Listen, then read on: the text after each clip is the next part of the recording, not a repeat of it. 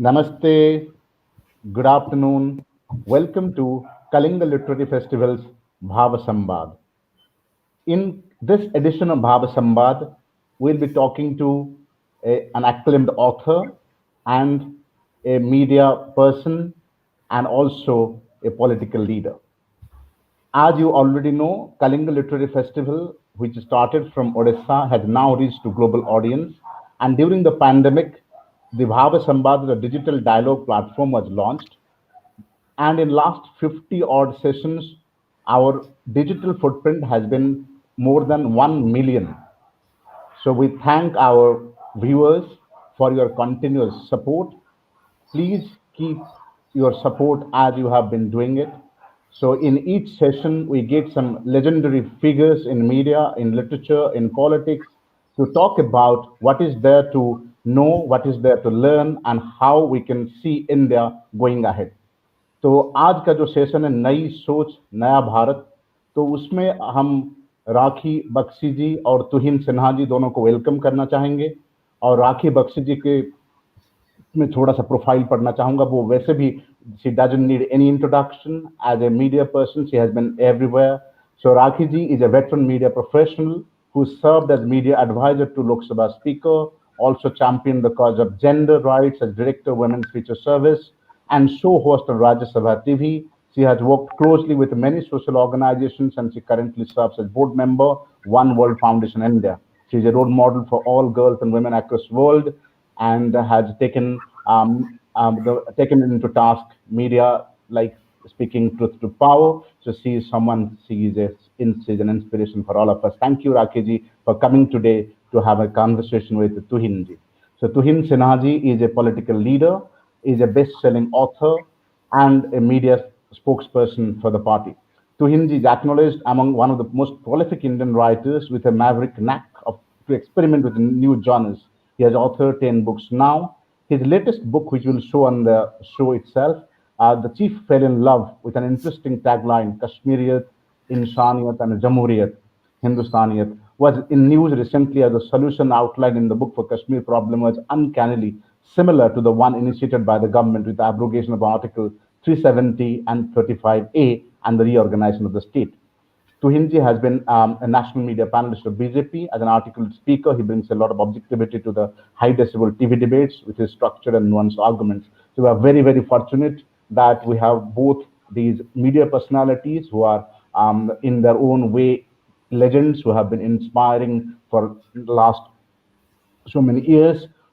So I would like to thank on behalf of KLF Bhava Samvad to our eminent speakers today for this discussion. And we would like to request all our viewers, if you want to see such good discussions and platforms, continue to go to our KLF website and also the Insta Mojo Kalinga Lit Fest. You can donate and support our cause in reaching out to people's hearts and minds. Thank you. I'm Kamla Kandas, welcoming you to this session. Thank you, Rakhi. Thank you, Tuhinji. Over to Rakhi. Okay, so my chance now, and thank you so much, first of all, Kalinga Literature Festival, for inviting me to talk to somebody who I have known for many years, first as a friend, and now, of course, he's somebody who's in public life. Tuhin Sinha, I really welcome you, first of all, but also welcome all the people who are watching us right now. What an interesting theme it is, and what an interesting time that we are in.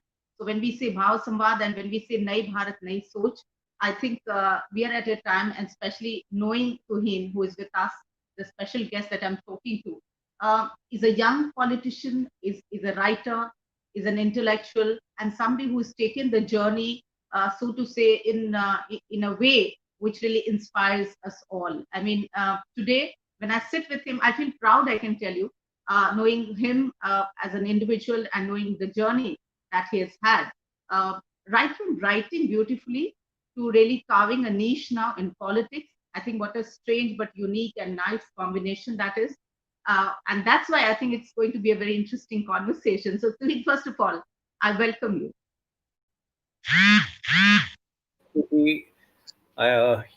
It requires a very evolved mind to come up with such a beautiful summary in such a short span of time. So thank you for, first of all, consenting to be a part of the session. And thank you, Kalinga Litfest. I think you have done a phenomenal job in the last few months I have followed your interactions with different people, and in your choice of guests and your choice of subjects, you have done a splendid job in taking the agenda of a progressive nation forward.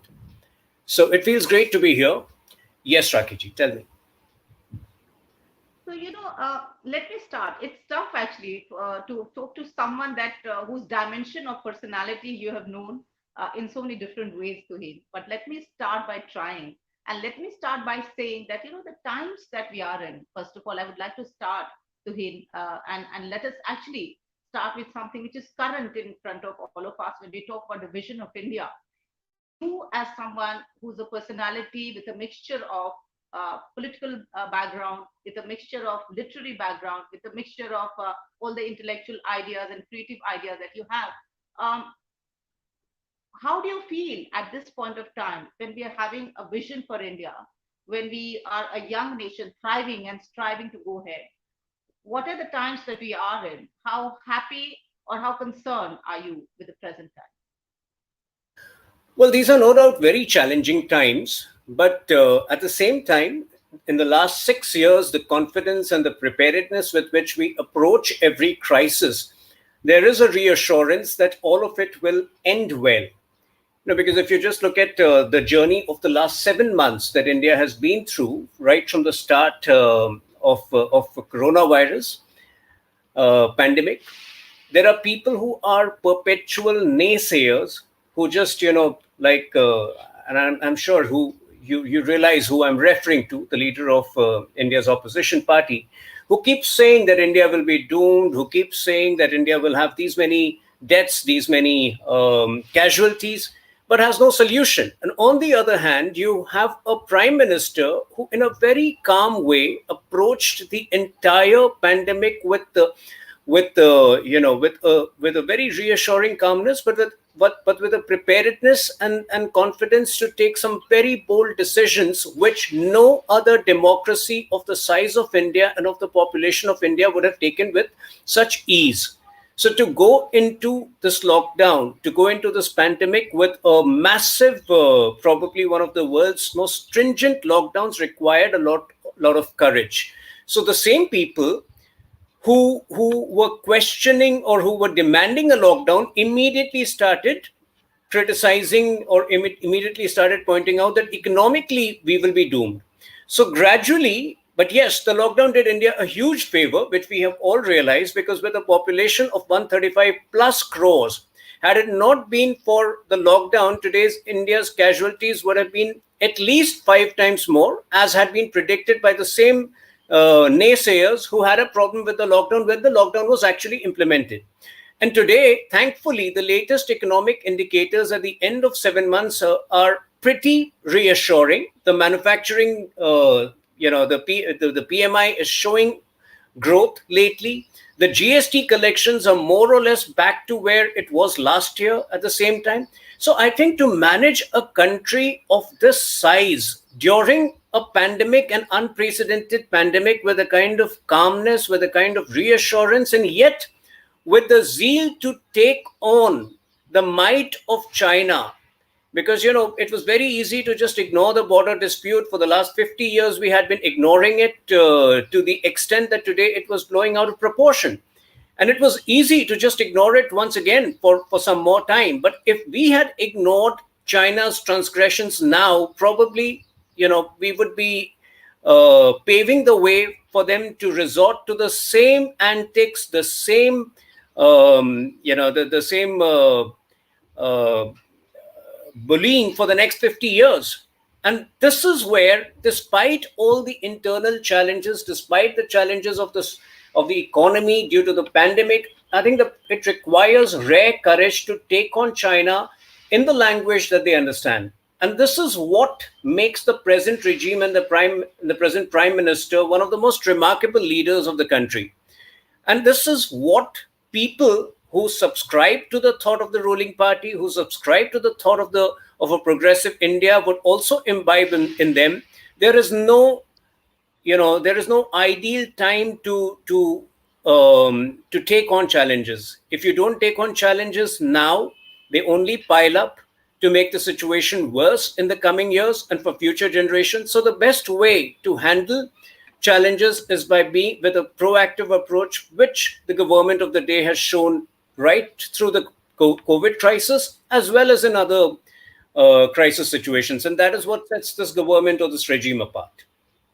It only makes me ask the second question that, of course, a young leader like you, with the kind of vibrant energy and thought that you all have, will of course take it ahead, especially India being a country looking at this youth dividend, a young country, so to say, relatively as compared to others, thriving, as I say, with a lot of creative energy, its old ancient theories that it has, whether we talk about yoga, Ayurveda. And the word that comes to me right now is resilience.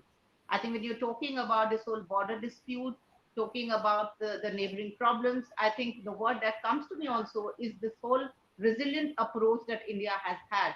So the vision that we have right now, of course, is something that we are looking at with of course this whole young population also. How would you look at this youth energy, Tuhin, which needs to be unleashed? We are looking at them doing great job. We are in a pandemic, as you said, which is a great challenge, but still, with a, let's say, new education policy, we are looking at a very holistic kind of development that our youth should have and the path that they should trade on. So how would you really look at our young people, whether they are leaders or whether they are active in other sectors? How would you look them to lead us actually? So the best, the what sets the best leaders apart is a reformist agenda, and thankfully, what we have seen in the last few years are reforms across sectors, the maximum benefits of which would go to the youth of the country. So you mentioned the education reforms, but let us for a moment consider the farm sector. If you look at the farm reforms which have just been unleashed and which had been on the anvil for a good 2 decades now, again, who would benefit the most? The youth in the agriculture sector, the youth in the villages. So they would get a certain incentive to be a little more competitive, to earn more, to go beyond the geographical areas which they were confined to because of the APMC laws, and to actually sell their products across the country. And this, in effect, would reduce over a period of time, not immediately maybe, over a period of time, this would reduce the shift away from agriculture to towns and cities, because what used to happen was that over the last few decades, we had been seeing a shift from agriculture to people coming to towns and cities to take up frugal jobs or low earning jobs just to escape rural life, because the rural life did not offer the same amenities. Now these entire reforms, which would eventually lead to the entry of the private sector in rural India, would maybe at one point of time, a few years down the line, make the agriculture sector also lucrative for the youth. So apart from the youth not shifting away from their villages or their home districts to a relatively substandard living in urban centers, probably they would make a living over there. Also, a lot of us, reverse migration is a thought which ideally the government has been wishful of or would have liked to implement, but it requires a pandemic to actually set things in motion. So by default, at the start of the pandemic, we saw a huge reverse migration, especially from cities. A lot of people, especially people who were employed as laborers or in the lesser professions, we just saw them escape and go back to their towns and cities. Now the challenge is to make those districts, the hinterlands, Atmanirbhar, which can happen through a series of reforms which various state governments are unleashing. So yes, I mean, the biggest beneficiary of these reforms eventually would be the youth, maybe the present youth, or maybe 5 years down the line, the children who are growing up. But yes, we are in a reformist mode, and the reformist agenda and all of it is going to make the life of subsequent generations a lot easier, which I think is something which would benefit everybody, every family in the country. I think that's an area that, of course, is right now in front of everyone. And of course, you put a perspective, which I think even there are other perspectives. But let me move on to something which is very current. And I think something that you've also put your thoughts on through your writing.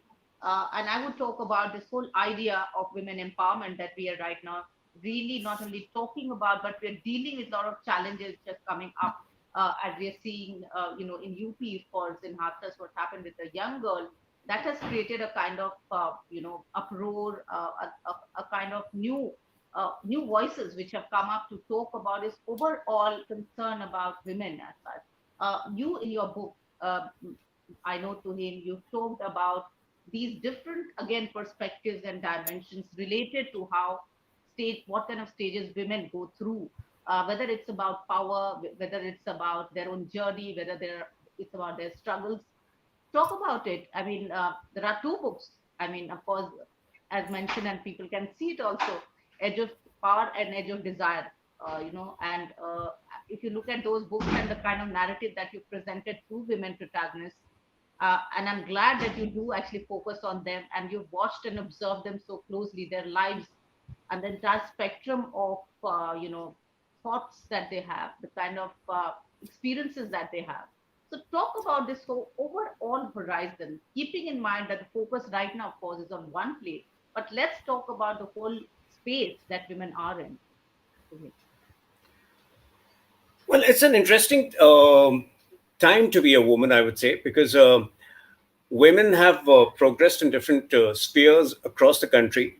In fact, for the first time, the participation of women in armed forces is at an all-time high compared to the previous years. But at the same time, yes, crimes against women is something which has shown no signs of going down, despite laws being made more stringent, despite many of the cases being fast-tracked, and that is an area of concern. So I think beyond the immediate solution, which is to ensure speedy justice and to ensure that the culprits are booked at the earliest, I think there are more measures which are required to tap or to combat the problem at a very fundamental level. One of which is to improve the gender ratio, and thankfully, in a state, even in a state like Haryana, which had a very absurd gender ratio of 1,000 to maybe 863,000 boys to 863 girls in 2014. I think that sex ratio has improved considerably over the last 6 years. So that, I think, at the core of it is to one of the biggest challenges has been to improve the gender ratio. The second is, we know for a fact that India has a huge migrant labor chunk, or people who reside away, men who reside away from their families, and at one point of time or at some point of time they are. This chunk has been extremely vulnerable, or this is a high risk chunk when it comes to um, this is a potential. They've shown greater propensity to committing a crime like this, and that is a challenge which our country still faces, because which unfortunately does not have an immediate solution. What I would like to say over here is that if a few things are done right away, for example, if all gender crimes are compulsorily fast tracked across the country, probably that would ensure, that would give people the reassurance that speedy deliverance of justice would in a way um, be a partial deterrent. I won't say it will be a complete deterrent, because crimes against women um, you know have more reasons. There are more elements involved to it than just the legal aspect or the punishment aspect. The second In aspect fact, is, of course, Sohin, I would like you to talk about it. In fact, we should talk about it. That it's, as you rightly said, there are mindsets. I mean, the bigger problem is how to really look at mindsets. And all across India, we can't really look at one particular region or one particular area. But I think this whole idea, because you know that how I work closely on these issues, and one feels as to what collectively can we do. Of course, when one incident or so many incidents are happening, of course we feel very angry and anguished, but at the same time, the where to look for solutions, I mean, and how to look at See, solutions. I can put forth a few suggestions which it will require very concerted efforts or comprehensive efforts across departments, across ministries to actually see them converging together for a more viable solution. And most of these are radical ideas. For example, we need compulsory sex education for almost everybody in the country, especially for lower sections of society, especially for migrant population, especially for people who are constantly on the move. They could be truck drivers, they could be people ferrying goods from one place to the other, and they could be people staying alone in cities. So yes, compulsory sex education could be one thing which would address the problem right at the stage where the basic or the first propensity for a crime like this begins. Number two, do we ever realize? Let me take this a little beyond. I have written this in one of my books, but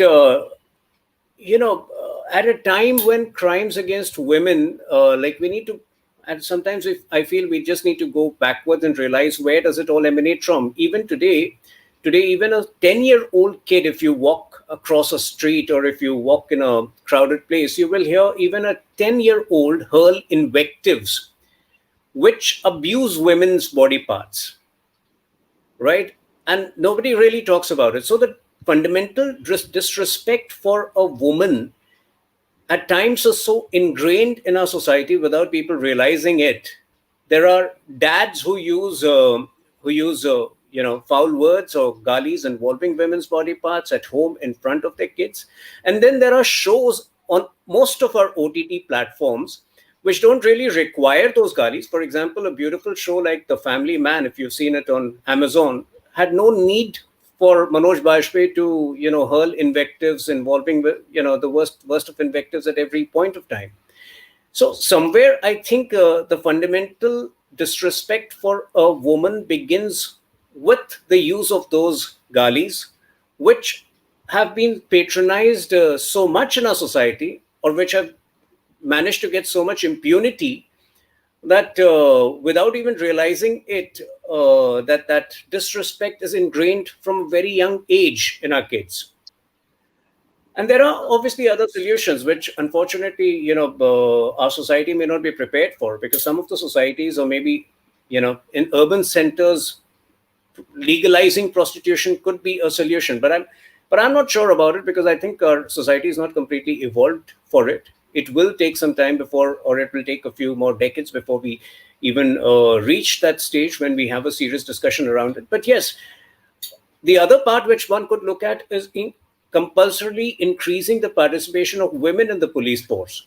If every district has a 30% or 35% women police force constitute 30 or 35% of the police of a particular district or a particular state, automatically increased women policing would ensure safer places for women, and it would be more reassuring for women. I think these are very interesting ideas, but I would say this to him that so somebody like you, and I would again come back to this theme of young leaders versus leaders who have had experience of a certain kind. So leaders like you, for example, across the party, you bring in that intellectual edge. You have been a writer, for example. You've seen the whole aspect of society in a very different way, through a different prism altogether. So you bring in a new narrative actually when you take on the platform of politics also, and that I think is a hope, according to me, and that's where I think the path can be seen. How would you like to really take on that stage, that space, Tuhin, and then you'd like to experiment, not only experiment, but actually uh, create that kind of push within the political setup, so to say, and go ahead with a very progressive, reformist kind of attitude. Well, to be honest, you need to reach a certain stage to implement your agenda. So right now, I am largely happy defending the party's agenda on key issues, which is whether it is the farm bills, whether it is the Kashmir issue, or whether it is the CAA, the implementation of the CAA, and why CAA was required in the country. But yes, beyond that, I completely realize, and I do believe that every young politician needs to have his own agenda for the country, how he wants to see the country evolve or the society evolve. So yes, there are in the last few years I have unleashed, or I have initiated some very interesting road safety initiatives. That has been my um, that has been some of which have been completely designed by me, because unfortunately road accident deaths are completely avoidable in our country. We end up losing about 1.5 lakh people every year, and many of the CSR projects which the automobile companies, I realized, have been implementing in the sector were merely for the effect. There was not much difference happening on the ground. So I managed to help a couple of those CSR initiatives channel. I helped them channelize. I helped to channelize those funds towards better initiatives which could spread awareness about road safety in the country. Like I said, reverse migration is something which, as an idea, I'm very passionate about. If we have digitalization has digital India is still to be exploited to the hilt. If we have, let's suppose, a ready digital database of every district in the country ready with us, of the kind of raw materials available, of the kind of labor available in the country, of the kind of natural resources available in the country, and of the existing industries in the country, of in that particular district. Trust me, for an outsider, for a for a for somebody from Vietnam or Korea or even the US who wants to invest in India, if you have a ready database, digital database of each and every district ready, that would help facilitate investment in the right sectors and employability in the right zone. So a lot of things need to be can still be done around digital India. That is something which I keep pushing forth my suggestions as and when uh, I come across interesting initiatives. I still feel we need a lot of electoral reforms. Um, one, voting needs to be mandatory, and two, wherever possible, digital voting needs to be encouraged, because that just if uh, digitalization can lead to black money getting eroded from the system, largely getting eroded from the system. Digital voting can lead to cleaner voting, because I'm sure, in many of the border districts, we We have are a going problem to of we we have a are going to problem of soon. So we yeah. are going to one election very soon, and that also is happening at a time when there is not only pandemic that we are facing, but also, as you rightly said, the digital part would really come to the fore. So, Tuhin, coming to something very interesting and something which is really before us is something that you have also put your thoughts on very intensely, and which is about Kashmir. And when you talk about Kashmir, we always say that this whole idea of insaniyat, the whole idea of Kashmiriyat, which you have talked about, um, at a time when we have 370 gone. How would you really look at Naya Kashmir, as they are saying, a Kashmir which has development in place, which has things functioning smoothly for everyone? Right now, of course, there are some concerns, as you talked about digital India. The digital part is something that I think that authorities are still working on. But as we have just seen, the Lieutenant Governor announced a package. So basically, the idea go to Videsh program, part three. So these things are happening at a time when Kashmir needs an overall focus and a path towards development in the real sense, which one has been aspiring for, which one has been looking at. How would you really look at Kashmir from now on? Well, it's still work in progress, but yes, a very important life-saving operation which was required was enacted or was performed last year. So now things are only getting better. Because why, why I always felt for Kashmir was that it was sandwiched in a very unenviable chaos, simply because of the egos of two leaders, which was one was Nehru and the other was Sheikh Abdullah.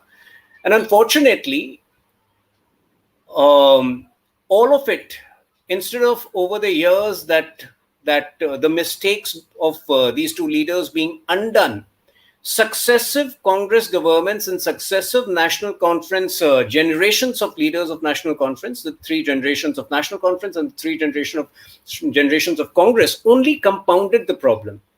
So one needed to call out the bluff of what had been happening, because frankly, every time that leaders in Kashmir, and I'm talking of the National Conference and the PDP, both had a design. Every time they were in power, they would pretend to be pro-India, and every time they were out of power, they would start bargaining for extra benefits. They would start flirting with Pakistan. So frankly, what we did last year put an end to all of that. It put an end to the persecution of Valmiki Hindus who had migrated to Kashmir around the time of partition of the country. It put an end to the persecution of Gorkhas who had been residing in Kashmir without equal benefits or without an equal status for the last 150 years. And today, apart from, I think today there are 6 or 7 languages which have gained a status which can be used in as official language in Kashmir. The domicile has been extended to a lot of people. So when we talk of equality across the country, the fact is that a certain segment of population over here in Kashmir had kept the entire country to hostage. They had with their demands, with their unending demands. So that has frankly ended, and we are moving closer towards, unfortunately, while Kashmir's integration to or accession to India was completely unconditional because of the politics of the local parties over there. The emotional alignment of Kashmir to India was never complete, which is going to happen now. It's work in progress when the present generation realizes that Kashmir was always meant to be with India, when radical Islam, which had seeped in over there in the last 2 decades or in the last 3 decades, starting with the mid 80s, is replaced with a milder form of Sufism, which had been Kashmir's history for the last 300 years. That is when the average Kashmiri would feel the harm, or would realize the harm that had been done to them in the last 70 years. But yes, I think in the last 1 year, largely there is peace. Now, critics may argue that the peace is imposed, or the peace is a result of coercion. I won't agree with that. On the other hand, the violence which you saw over there, the stone pelting you saw over there, was the result of coercive politics which Kashmir had been subjected to. Now, just 2 weeks ago, a TV panelist from Kashmir, one of the pragmatic voices in Yes. Kashmir, I forget his name, Babar, Babar Kadri, if I'm not mistaken, was killed in broad daylight in Srinagar by the same people whom he had been defending over the years. And that is something which people in Kashmir need to realize. They have been brainwashed against India, but their future, if at all, had always was always aligned to the country. So I think it's work in progress, but yes, the progress in the last 14 months has been pretty good. And under a new Lieutenant Governor, Shri Manoj Sinha, who is a very experienced administrator, we will see quick progress. We will see the youth of Kashmir coming to terms with, or exorcising the ghosts of the past, and embracing India more proactively.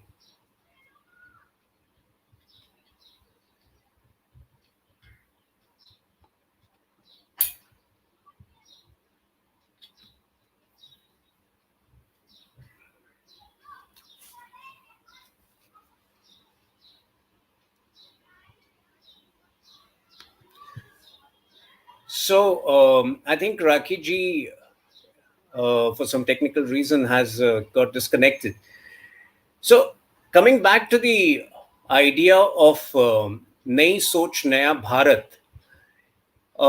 see, one of the key differences which I feel, one of the key differences which I see in the present India is that the nature of politics has changed. Now, the present regime under Prime Minister Shri Narendra Modi does not believe in keeping problems alive. Now, we have grown up with the notion, we have grown up with the notion that some of the problems in the country may never end. Kashmir was one of those problems. CEA was another problem. Um, Ram Mandir was another problem. Over the last several decades, we were given to believe that political parties tend to gain by keeping issues alive. This government has changed that notion. We were given to believe over the last few decades that election manifestos don't mean anything once the elections are over, because the successive Congress regimes had taken in, the people for a ride.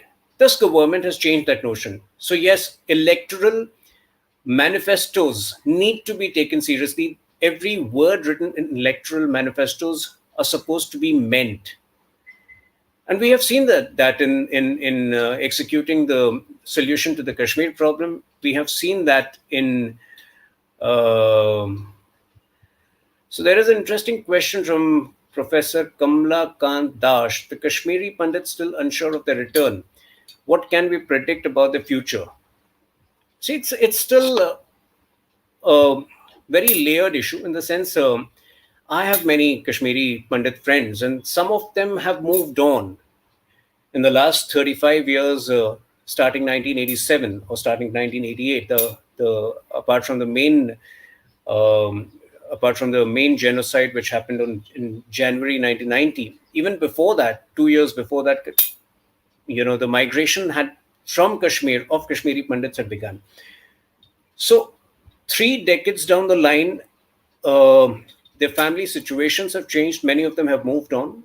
Many of them have genuinely settled elsewhere, just like all of us have, for professional reasons, settled in other parts of the country or in other parts of the world.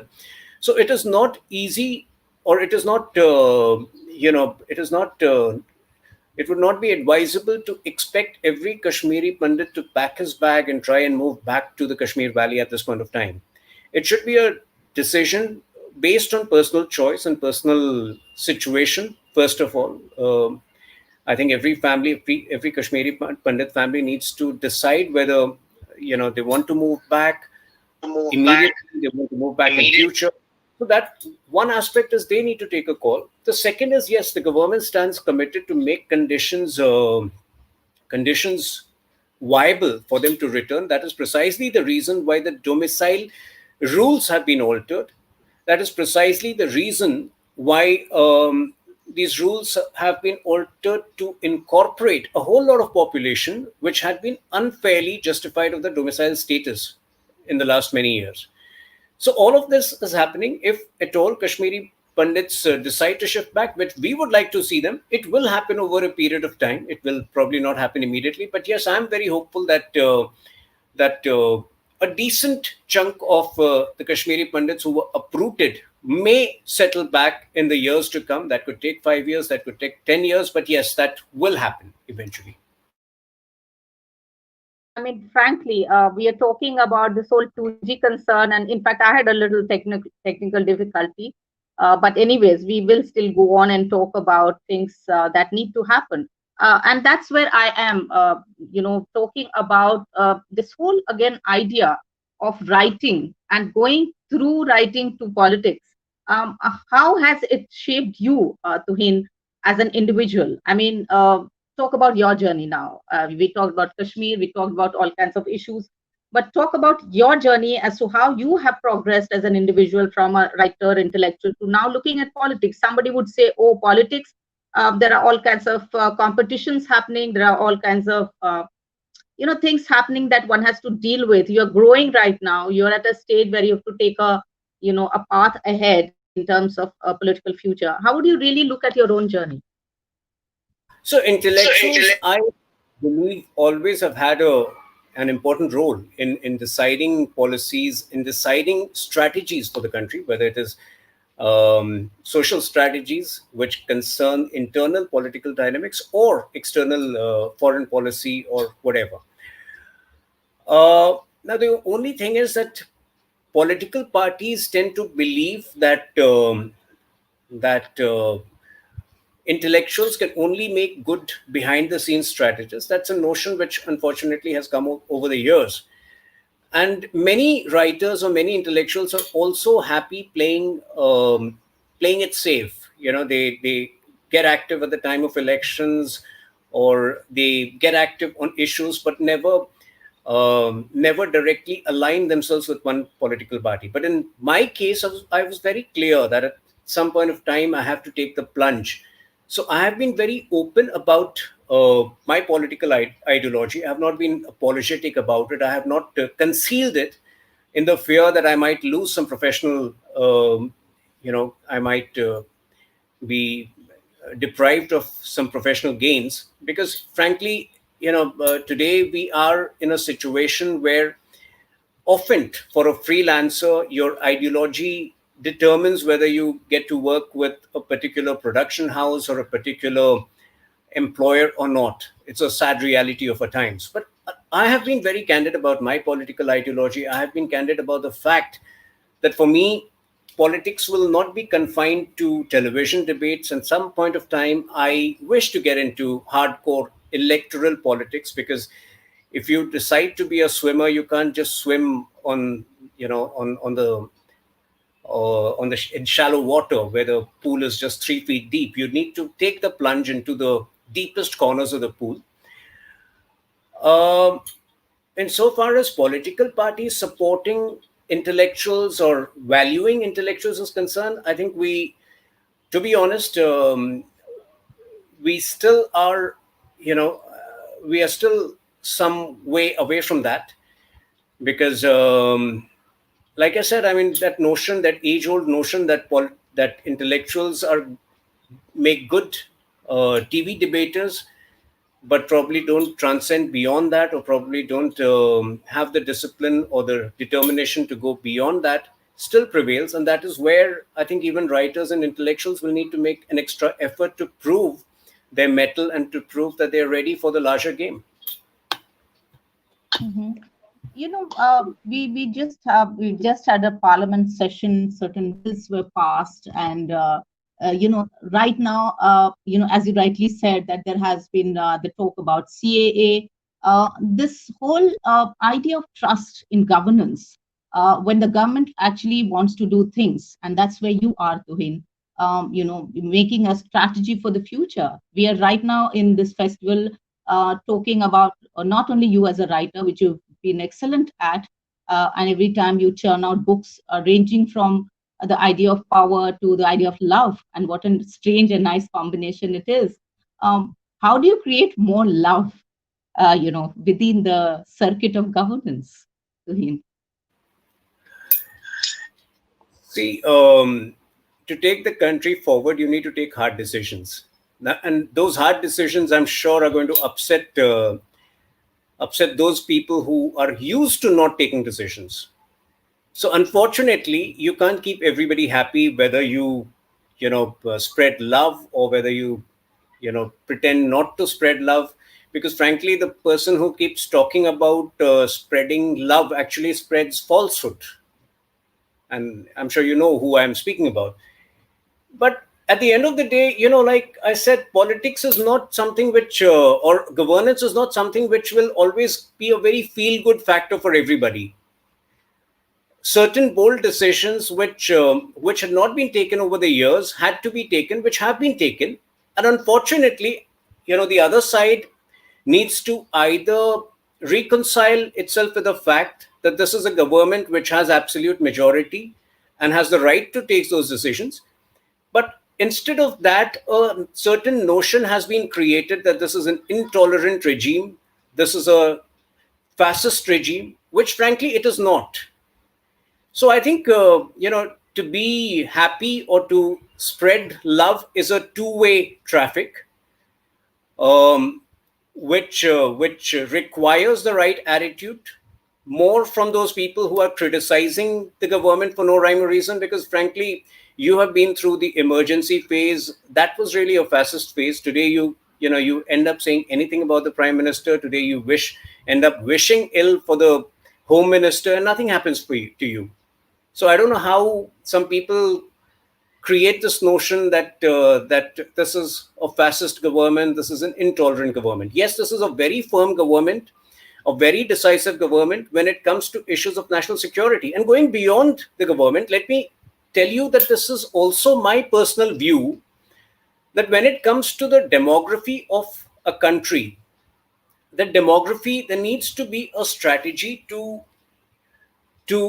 keep that demography intact over the decades, because Europe is facing that problem where the rise of radical Islam threatens the existence of democracy or the society. Now, if we are not abreast of that challenge now, and if we turn a blind eye to the illegal migration from Bangladesh, which has been happening over the years, to the booming of radical outfits in Kerala, which again has been happening over the years, we stand to lose a lot in the coming years. So in those situations, I can tell you this government will not spread love. It will take firm decisions which may not keep those people happy who have been used to cultivating vote banks with ulterior motives. And unfortunately, you can't keep everybody happy. That's a fact.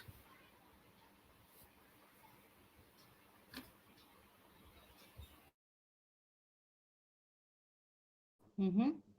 Okay, so that brings me, of course, to the whole idea of India that we are in, and talking about that, the discourse part. Tuhin, the discourse which is right now there, whether we see it on channels, for example, you and I, you appear on TV channels, have been a broadcaster. The kind of discourse which is happening about issues and the kind of mode in which it is all happening, how do you really look at that? I mean, we just had, for example, one film actor whose death was being looked at, whether it was a murder, suicide, and then, of course, things are coming differently. How do you really look at this whole idea of India, which is beautiful, the uniqueness and diversity and unity of India, which is so beautiful and unique? But how would you really look at this whole collective discourse which is happening right now? I mean, does that make you think, or you think that that's a churning phase that we are in right now? See, personally, I am still in a moderate layered mode, because I have grown up watching two prime ministers, PV Narasimha Rao and Narasimha Rao, PV Narasimha Rao and Atal Bihari Vajpayee, who followed a very layered line of a layered thought process, which was not very well defined either way. But today, 25 years later or 20 years later, things have changed primarily because the main impacting media today is the social media. And in social media, you can't take a nuanced, layered view on issues so much. One, because you only have 280 characters to talk about your thoughts. So it's always easier for people to take a stand, take a very firm stand one way or the other, to create a mark in the limited capacity, in the limited, in the limited span of time, and the limited characters that they have been allotted to. So, fortunately or unfortunately, this phenomena of us moving away from a stage of moderation towards a stage of being more extremist or more decisively one way or the other is not an Indian phenomena alone. We have seen that in Britain during Brexit. We have seen it in the US in the last 5 or 6 years. The division or the dividing lines between the Republicans and the Democrats have never been sharper. Many of those issues which create the dividing lines over there are pretty much the same over here. The liberal class, I'm sorry, has largely been exposed. There are no true liberals, so there is a very small chunk of true liberals. The liberal class has largely been exposed as a pseudo liberal class, which unfortunately goes to any extent to pander to their age old vote banks, which in effect has made the right wing, and in India the right wing is not exactly right wing, not in an economic sense, because uh, we actually follow most of the policies of Deen Dayal Upadhyay ji are actually, they're far from right when it comes to our economic policies. We are not right. But still, the fact is that the dividing lines between US in both in US and in India are largely the same. It is about um, the the cultural majority awakening and taking a more unapologetic stand towards one, marking their presence, and two, calling out the bluff of those who had Mhm. been putting their national security at risk for a very long time. So this Sure. narrative is going to go ahead. This is here to stay.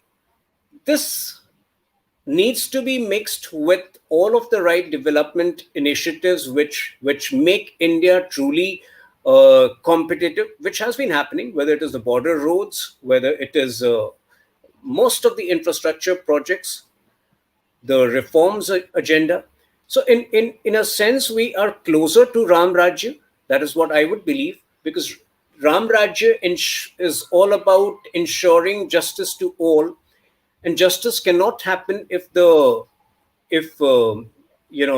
state is devoid of power, or if the state has not been able to harness its true potential and true opportunities for all.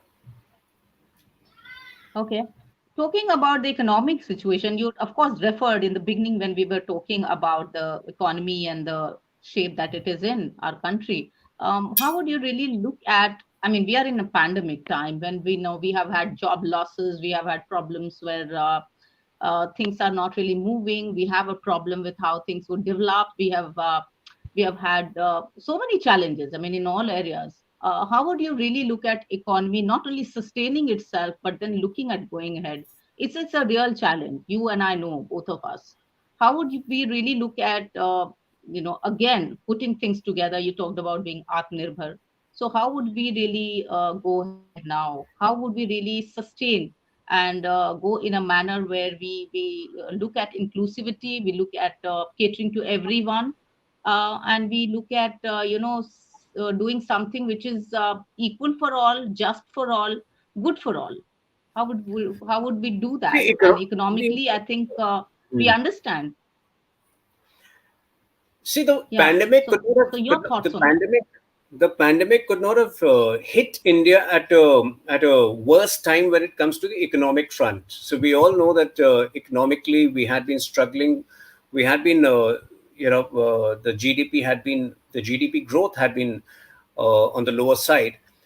But again, if you look at the way we have handled the situation in the last 6 or 7 months, India is bound to be the new tech capital of the world. The kind of investments which have come in the technology sector are unbelievable.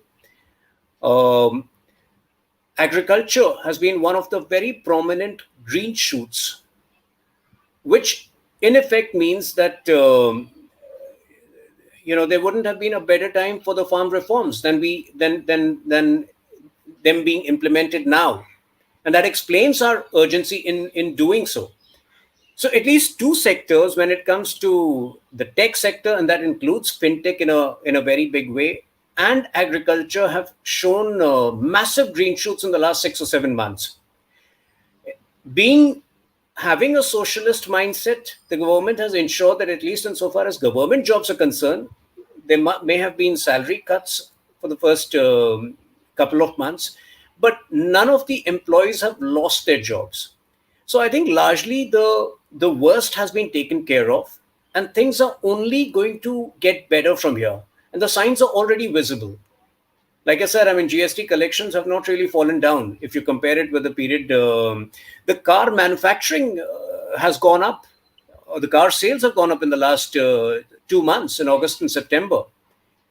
So the situation is really not as bad as some of the doomsday predictors or sayers make you believe. Yes, there have been job losses, and we are trying to cushion them with incentives. But job losses are inevitable. Some amount of job losses had been inevitable. They've been reported in all parts of the world.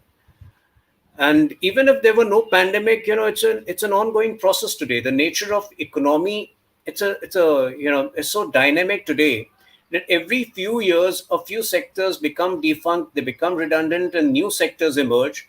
So had it not been for the pandemic also, I can tell you that some sectors would have reported a decline or a slump, and other sectors have boomed, as is happening now.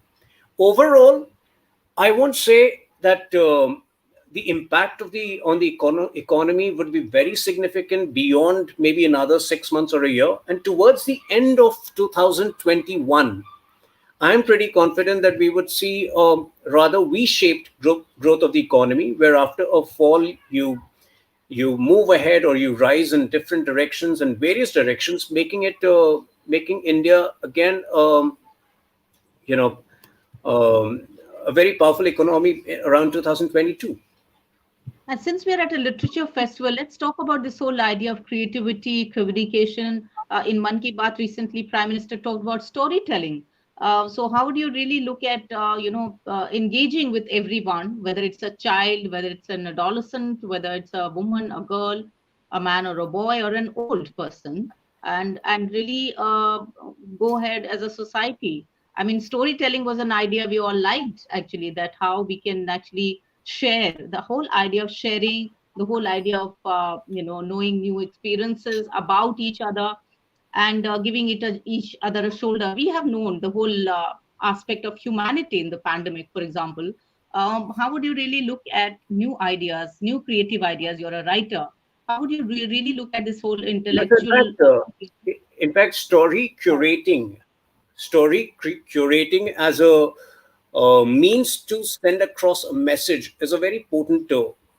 Nobody can deny its potency. So we realized its potential way back maybe 5 years ago, and I had curated a portal. I had mentored it rather. My wife Coral was running it. It was called, I think it's still there, tellmeyourstory.in. The whole Hmm. idea was that many a times you are part of a transformation, you're part of a change, but you don't really realize the way things have changed around you till you put pen to paper and write an account or write a story of how things have changed. So our idea was to document stories around how lives have changed with Swachh Bharat campaign. From a sanitation cover of 39%, today India has a sanitation cover of 100%. Similarly, we employed that idea of story curation in road safety. We had done road safety contests with students, and the best 20 stories were published in the form of a book. At this point of time, we are pushing for cancer stories, cancer survivor stories, COVID stories. I think, similarly, a lot of other people are doing.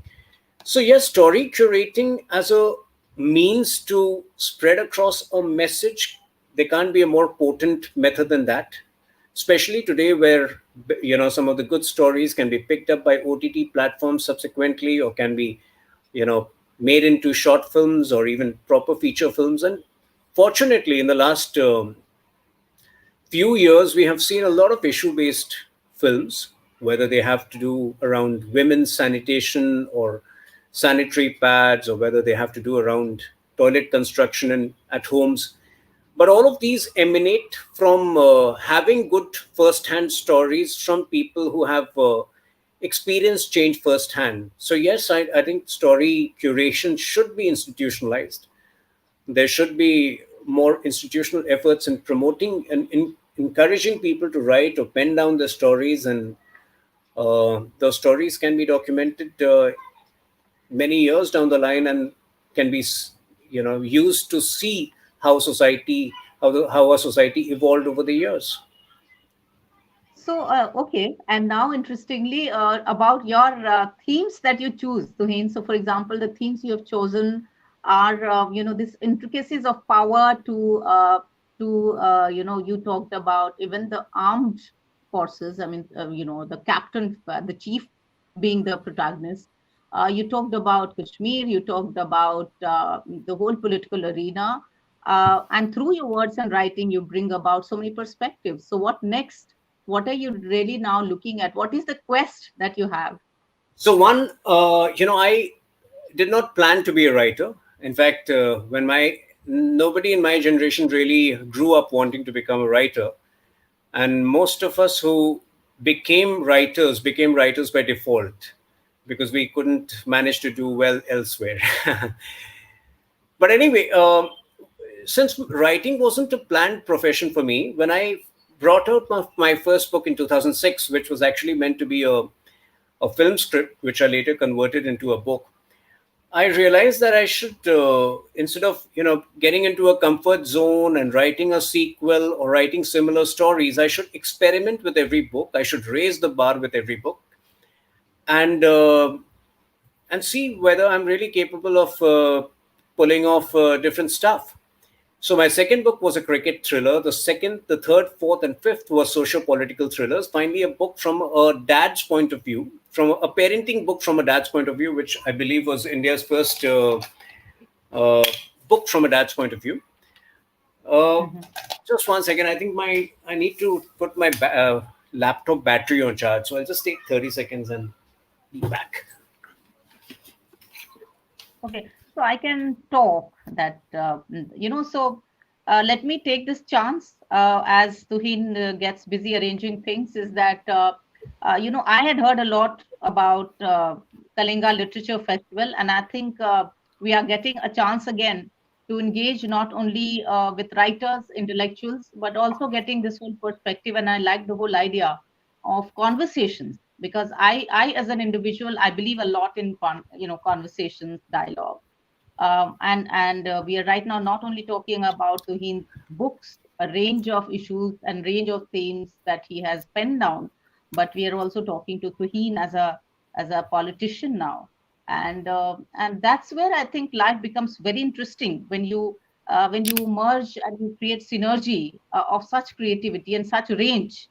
So talk about this whole range that you bring about in your personality, Tuhin. How do you deal with that? I mean, how do you dabble in sometimes when you take up the role of a writer and very seriously looking at words, So penning them, and we have politics? So talk about the issues and the very push them. difference in the last 3 decades. The society has moved in at such a quick pace that if we don't multitask, we anyway are doomed, because we grew up being told that you should only focus on one thing. That is how you can manage the best for yourself. But today, unless you are in a fixed secure job, which very few people are, unless you multitask, you are actually doomed. So, doing multiple things, whether it is writing, whether it is representing the party on a political debate, whether it is executing some social initiatives, I think every time I multitask, I think my energy level goes up. I am better at managing time, and because there is a sense of urgency in finishing everything before I can move over to the next initiative. So Mm-hmm. multitasking never allows me to be bored. It always helps me set higher standards, and it always, motivates me to raise the bar, which is how it helps. So I think you Okay. asked me also about the future books. Before that, I'll just take you through my last book. The last book was a book on Kashmir, and that chief does not refer to an army chief. That chief refers to India's defense minister, who was the protagonist in that book, an Mm. I imaginary think I love 46-year-old. that you talk about some idea of love. Anyways, so talk about this one, yeah. So that was about the defense minister who had a dual challenge. One was to save the Kashmir Valley, and two, um, to get back the love of his life, who unfortunately, they was now. So it was a very interesting book which spanned across 40 years. because the story was peppered, flavored as a romantic story, so that the younger readers would be equally attracted to it. And it was a story which begins in college in 1990 and goes up to a futuristic chapter in 2030, when Kashmir is the same abode that it used to be in 1930, which is 100 years ago.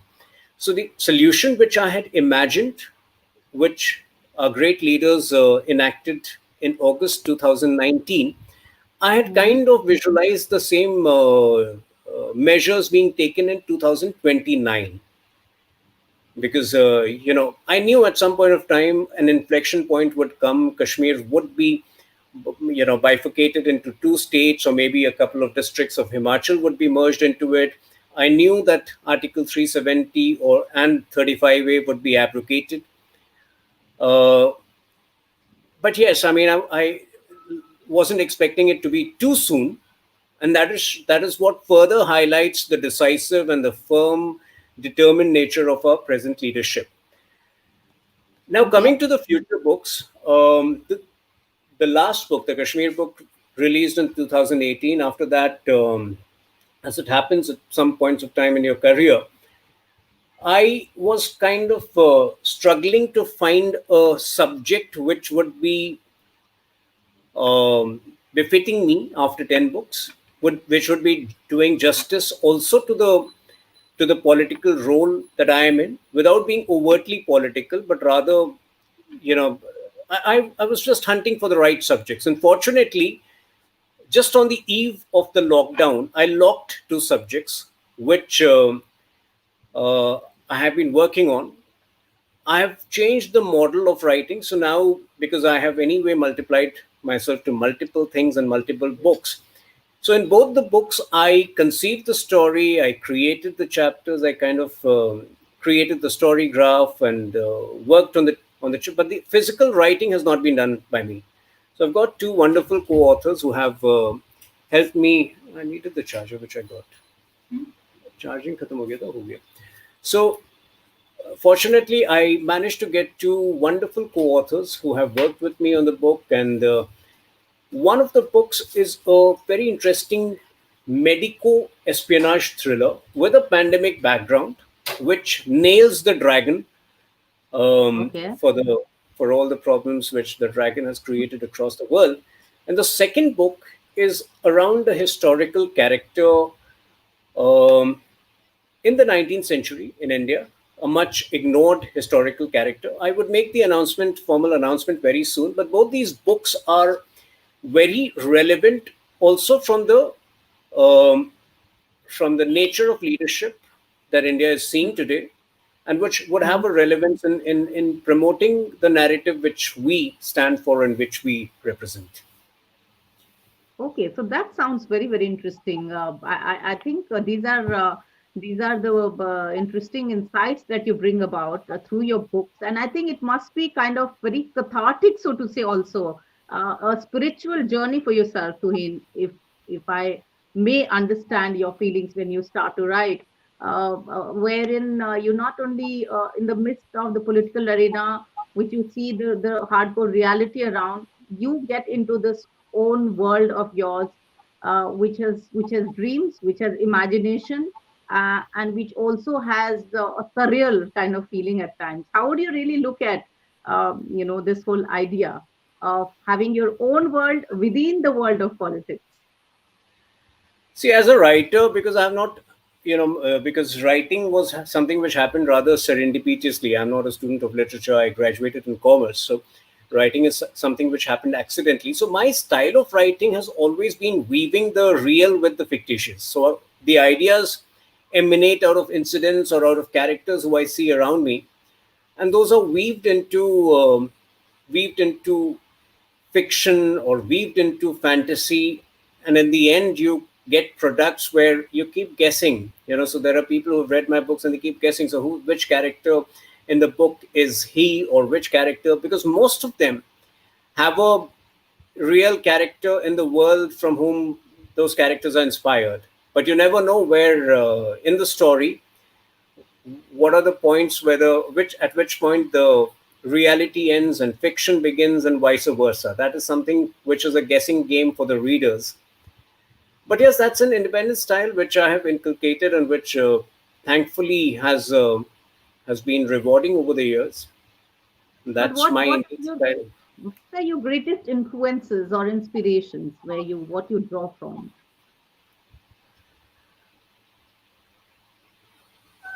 I mean, is there anything? Political leaders or writers or No, generally. I mean, when I say influences and inspirations could be anything. I mean, so I'm not looking at a particular figure, or I'm not looking at anything in particular, but I'm just saying that what really inspires you, what really drives you, what really you're passionate about to throw light on or to get engaged with. so, I wasted the initial 25 years of my life. Uh, I think didn't have a plan in those 25 years. So post 25 years, I was very clear that I need to do a lot of catching up for the time wasted. So I have approached everything with a very clear timeline, with a very clear roadmap. That is something which I have been blessed with lately in the last 15 years or last 17, 18 years. So if I begin to write a book, maybe I can sit on a subject for 2 years. I may not be able to identify or finalize a subject, but if I finalize a subject, then it's a matter of setting a deadline, and more often than not, I have stuck to the deadline and managed to, you know, bring a book out. Similarly, when it comes to the political journey, I would be lying. I would be lying if I say that, being in parliament is not a motivation.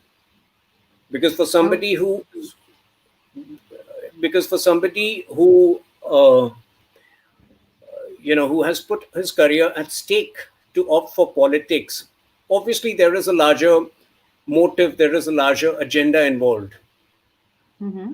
And honestly, I have followed the speeches of Modi ji in Parliament. I have followed the speeches of Amit Shah ji in Parliament when he has spoken about CA, and I have equally followed some of the wonderful speeches of Atal Bihari Vajpayee ji and the leaders of yesteryears. There is no bigger kick than standing in Parliament and addressing lawmakers on a certain vision or on a certain bill. So I would be lying if I say that is not a motivation. That is not where I want to be. So let me be candid about it. Yes, I mean, being a lawmaker does excite me. It does, motivate me. And television debates are a kind of trial run, or their net practice before that. Yeah, you have a young leader. I mean, your youth, wing has just got a young MP there from South, Mr. Surya. Yes. So I think the leadership is looking at the youth energy and the young power, so to say, and I think that surely gels with your idea of representing what today's India should be all about. Any other thought, message that you would like to share with the audience here, Tuhin? And I don't know how much time do we have, but yes, you can share those thoughts with a large variety of audience, which must be now listening to us at Kalinga Literary Festival. It's very prestigious event that it is. So, So, this was yeah. the lockdown has been an unprecedented time for most people. And unfortunately, I don't know whether the problem of mental illness or mental or depression has existed to the same extent before as we hear about them now. But yes, it's something which the younger generation needs to take cognizance of. It's something which the younger generation can no longer be in denial of. And it's something which the younger generation needs to take on head on. So, that is something which I would like to appeal to everybody. If you come across, or if you know of friends who are struggling with issues in their lives, whether it has to do with their parents, whether it has to do with their peer groups, or whether it has to do with their careers, I think one needs to be more compassionate now than ever before, and extend an helping, empathizing hand. One needs to be more patient than ever before and hear out people for their issues, their problems, because unfortunately the nature of mental illnesses in anxieties and are such that they never, they never show very prominent signs till they've reached a stage where, people are at grave risk. So reach out to people, be more empathizing, be more compassionate. That's about the only message which I would like to give to people at this stage. Yeah, and in fact, as you rightly said, and I would like to really reiterate and take some more time on that, is the mental health issue which has really come up and now is being addressed to him, and we're realizing that these are real problems before us, and we should not ignore it. You said, you talked about compassion, very rightly so, the human aspect, and the whole understanding of human mind as well, which at times can face troubles, and we need to really understand and not really just push it away and say, oh, it doesn't exist. So I think one of the things I personally observed, that in this pandemic we have started to talk about mental health issues, and we have started to be more kind and, as you rightly said, compassionate to understand each other. And say no to drugs. Mhm. Surely, you said it rightly.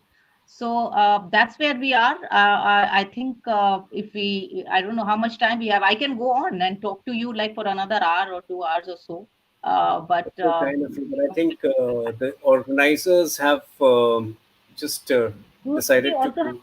questions here? I mean, do you take questions, or how do we proceed further? I mean, I can ask you so many other questions about so many things. For example, we are looking at this whole geopolitical situation, and right now, India, when we started talking about India's position in the world, I think we are trying to make a mark.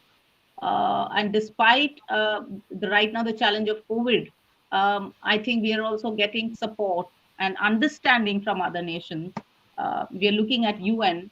How would you really look at India's steps in the global scenario?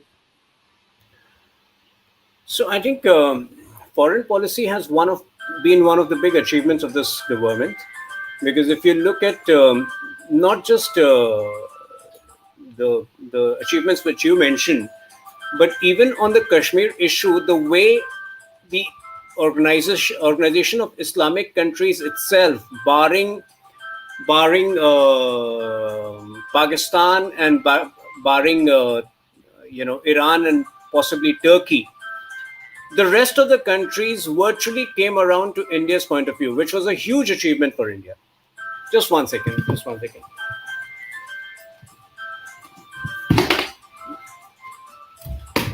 Okay, so we are here at KLF, and we have many other sessions lined up, I'm told. And I will be joining in one of the other sessions very soon, and will be with all of you. And this is a great exercise, because a festival of this size, which was happening physically, is now happening online. But I'm glad that we are talking about issues that need to be talked about. And Tuhin is back. So Tuhin, yes, you were talking about the whole. So yes, so never has India's position with Saudi Arabia has been so good. So it's not just about isolating China, or it's not about. I think there is a larger league of democracies which you can see building up a partnership which involves the U.S., France, Japan, India, and Australia. And I think if these five countries come together, it would create a new axis which can take on the negative influences of which had been perpetrated by China over the last many years, and which are anyways on the wane, because of the world waking up and realizing the ulterior designs of the dragon. But it's a good time for India, because we have been, at least insofar as the foreign policy is concerned, we have had a multi-pronged approach. Our equation with the US has never been so good.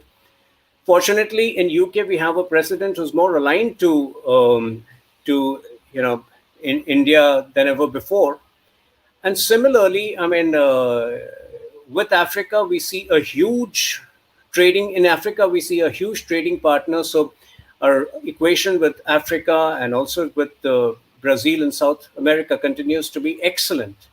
But yes, I mean, our immediate neighbors have been posing some problems, primarily at the behest of China.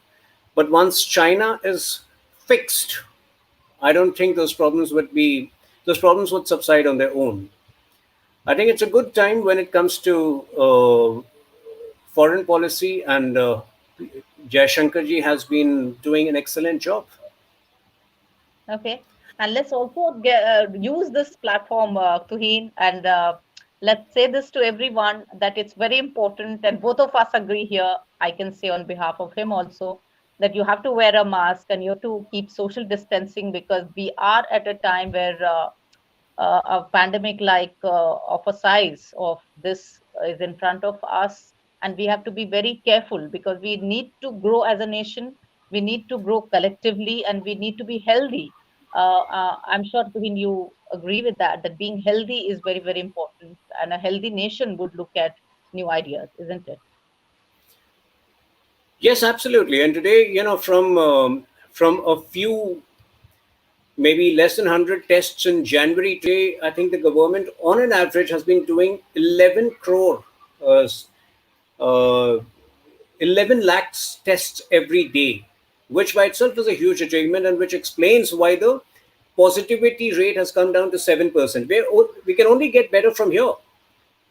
So today, I think I was just reading somewhere before this session that for the 10th consecutive day, India's active cases are less than 10 lakhs, which in effect means that the recovery rate is almost, maybe it could be around 83-84%. And when it reaches 90%, you can rest assured that the pandemic would be on its way out. That would coincide with the time when January, February, we should have the vaccine ready. So yes, I mean, the worst is over, and things can only get better from here unless we commit blunders, which I'm sure we would not. Okay. So I think it's been a real pleasure and privilege to talk to you here, Tuhin, and I can My only pleasure. thank you for that. I think we'll continue to talk, we'll continue to have dialogue in these conversations, because communication and conversations really, ease matters and create a path where of more understanding, of sharing, of going to a collective kind of exercise and taking a path which is more progressive and which is better for everyone. So I thank KLF once again. I thank you, Tuhin, for sharing all these thoughts and perspectives with us.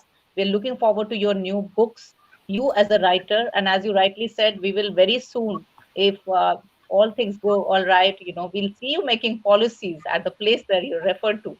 Thank And you so we'll much, Rakhee, for your kind words. You've always been so kind and generous. And I wish you the very best with all your initiatives. Thank you, Rashmi Ranjanji, and the entire team of Kalinga Litfest. You've been doing a phenomenal job by getting new voices on board, by making them heard. And I wish you the very best in your future endeavors. And thank you, everybody who joined and had the patience to sit on a Sunday evening when the IPL match is on and hear us out. Thank you so much. Yes, thank you, Rashmi Ranjanji, once again, and the entire team of KLF. Thank you so much. And we wish you all Thank the you. best.